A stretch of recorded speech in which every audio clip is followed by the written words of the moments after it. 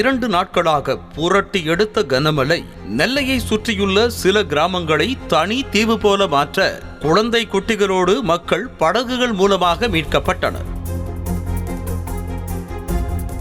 நெல்லை மாவட்டத்தில் இடைவிடாது வெளுத்து வாங்கிய கனமழையால் குடியிருப்புகளை சூழ்ந்து வீடுகளுக்குள்ளும் வெள்ளம் புகுந்தது. தற்போது மழை வெள்ளம் மெல்ல மெல்ல வடிய ஆரம்பித்திருக்கும் நிலையில் மாவட்ட ஆட்சியர் அலுவலகத்தின் கேட் அருகே வெள்ளத்தில் அடித்து வரப்பட்ட குப்பைகள் தேங்கி கிடந்தன.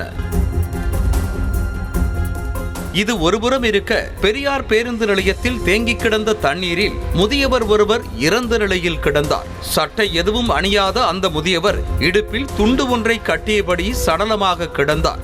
இறந்து கிடந்த முதியவரின் சடலத்தை மீட்டு போலீசார் விசாரணை மேற்கொண்டு வருகின்றனர். இதேபோல பேருந்து நிலையத்தில் இருந்த ஒரு ஜவுளிக்கடையின் தரைத்தளத்தில் இடுப்பளவிற்கு தண்ணீர் நிரம்பி கிடந்தது.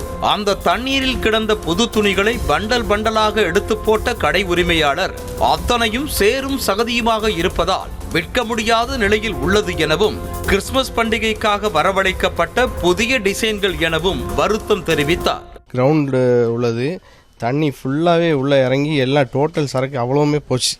ஒன்றுமே அதுவும் இல்லாமல் இப்போ இந்த கிறிஸ்மஸ் டைம்னால இப்போ தான் நாங்கள் பர்ச்சேஸே பண்ணி ஃபுல் ஸ்டாக் வச்சுருந்தோம். எல்லாமே தண்ணியில் அவ்வளோ போயிடுச்சு. ஒன்றுமே எதுவுமே யூஸ், ஏன்னா சகதி மாதிரி உள்ள துணி.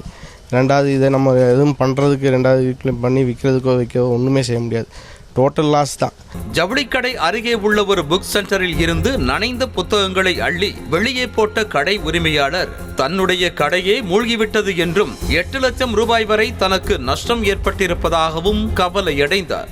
கடையில் உள்ள பாதிக்கு எல்லா பொருளுமே நனைஞ்சு எல்லாமே வம்பா போச்சு. எங்களுக்கு இது நாங்கள் எதிர்பாராத ஒன்று, முன் அறிவிப்பு எதுவுமே இல்லை. அதனால் நாங்கள் இதில் ரொம்ப பெரும் பாதிப்புட்டோம்.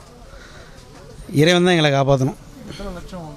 எனக்கு ஒரு 8 லட்சத்து 10 லட்சம் முடிய பொருள் பூரா வம்பா போச்சு. எல்லாமே வெளியே தான் கிடக்கு. கடையை சற்று முடிய பாதி முங்கிட்டு எனக்கு. அதனால் பாதிப்பு அதிகம் எங்களுக்கு. இதேபோல வல்லநாடு அருகே மணக்கரை, ஆறாமணை ஆகிய பகுதிகளில் மழை வெள்ளத்தில் சிக்கிக்கொண்ட 500க்கும் மேற்பட்ட குடும்பத்தினரை மீட்பு படையினர் படகு மூலமாக மீட்டனர். மெயினாக ஃபுட்டு தான். நேற்று வந்திருந்தா நிறைய பேர் வெளியில் கூட்டு வந்திருக்கலாம். பட் நேற்று ரோடில் எதுவுமே ரீச் ஆகல, இங்கே வர முடியல. ஸோ இப்போ மெயினாக ஃபுட்டு, அவங்களுக்கு மெடிசன்ஸு, அப்புறம் இந்த குழந்தைங்க சிக்காக இருக்க குழந்தைங்க அந்த மாதிரிலாம் கூப்பிட்டு போயிட்டுருக்கோம். இது குறித்து பேசிய அப்பகுதி மக்கள், நாங்கள் தூங்கி 2 நாட்கள் ஆகிவிட்டது என்றும், பள்ளிக்கூடம், பள்ளிவாசல் என பொது இடங்களில் தங்கித்தான் தங்களையும் தங்கள் குழந்தை குட்டிகளின் உயிரையும் காப்பாற்றினோம் என்றும், மொத்தத்தில் தனி தீவில் இருந்ததை போல உணர்ந்ததாகவும் கூறினர். நாங்கள் தீவில் இருந்த மாதிரி தான் இருந்தோம். சுற்றி ஃபுல்லாக தண்ணி, 4 பக்கம் ரவுண்டு ஃபுல்லாக தண்ணி தான். நாங்கள் ஒரு தீவில் தான் இருந்தோம். ஆமாம், இந்த கண்டினியூவாக மழை பெய்ந்து இருந்தால் தண்ணியும் வரத்து கூட இருக்கும். அப்புறம் கீழே உள்ள தண்ணி ஜாஸ்தியாக இருக்கும். செய்திகளை உடனுக்குடனும் துல்லியமாகவும் தெரிந்து கொள்ள சப்ஸ்கிரைப் பண்ணுங்க.